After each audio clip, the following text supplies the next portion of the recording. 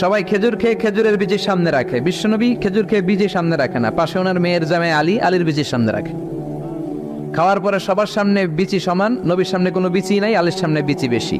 বিশ্বনবী বললেন, মান মিন্না আকসারু মুতানাওয়ালান আর রতাবা, চলো তো গুনি কার সামনে কতটা খেজুরের বিচি। খেজুরকে আরবিতে বলে আর রতাব। খেজুরের যে কত আরবি আছে আপনি কল্পনাই করতে পারবেন না। উট আরব দেশে বেশি, তাই উটের আরবি আছে 400টা।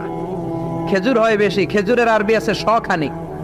আমরা শুধু ওটার আরবি জানি কি, জামাল, বাঈর, নাকা, এগুলো 400টা আরবি কাব্যগ্রন্থ পড়লে আপনি 400টা পাবেন মোট ওটের আরবি। তেমনি খেজুরকে আমরা জানি তামার। সৌদি আরব মিশরে তামার বললে চিনবেই না, বলতে হবে বালাহ। হাতি কিলো বালাহ, 1 কেজি বালাহ দেন। বালাহ মানে খেজুর, তামার মানে খেজুর, রতাব মানে খেজুর। কোরআনে আছে রতাবান জানিয়া। মারিয়াম যখন